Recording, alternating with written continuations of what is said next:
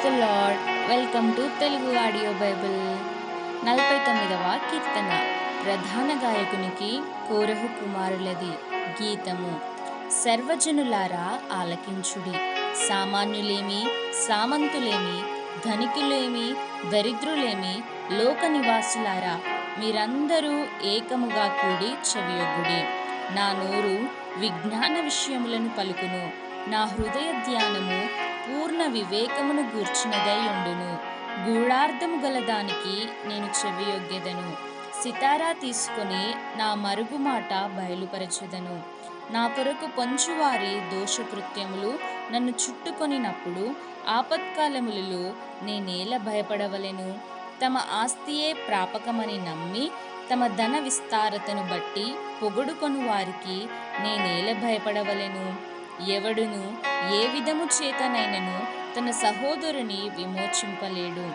వాడు కుళ్ళు చూడక నిత్యము బ్రతుకున్నట్లు వాని నిమిత్తము దేవుని సన్నిధిని ప్రాయశ్చిత్తము చేయగలవాడు ఎవడునూ లేడు. వారి ప్రాణ విమోచన ధనము బహు గొప్పది. అది ఎన్నటికిని తీరక అట్లుండవలసినదే. జ్ఞానులు చనిపోదురని సంగతి అతనికి కనబడకుండా పోదు. మూర్ఖులను పశుప్రాయులను ఏకముగా నశింతురు. వారు తమ ఆస్తిని ఇతరులకు విడిచిపెట్టుదురు. తమ ఇండ్లు నిరంతరము నిలుచుననియు తమ నివాసములు తరతరములకు ఉండుననియు వారనుకొందురు. తమ భూములకు తమ పేర్లు పెట్టుదురు. ఘనత వహించిన వాడైనను మనుష్యుడు నిలువజాలడు. వాడు నశించు మృగములను పోలినవాడు. స్వాతిశయ పూర్ణులకును వారి నోటి మాటను బట్టి వారిని అనుసరించు వారికిని ఇదే గతి. వారు పాతాళములో మందగా కూర్చబడుదురు.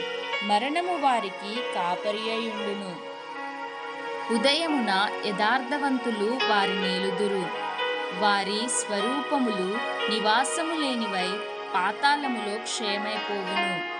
దేవుడు నన్ను చేర్చుకొనును. పాతాళ బలములో నుండి ఆయన నా ప్రాణమును విమోచించును. ఒకడు ధన సంపన్నుడైనప్పుడు వాని ఇంటి ఘనత విస్తరించినప్పుడు భయపడకుము. వాడు చనిపోవునప్పుడు ఏమియూ కొనిపోడు. వాని ఘనత వాని వెంట దిగదు.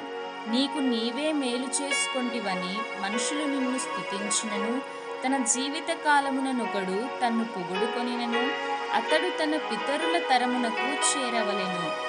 వారు మరి ఎన్నడును వెలుగు చూడరు. ఘనత నొంది ఉండియు బుద్ధిహీనులైన వారు నశించు జంతువులను పోలియున్నారు. Amen. May God bless you.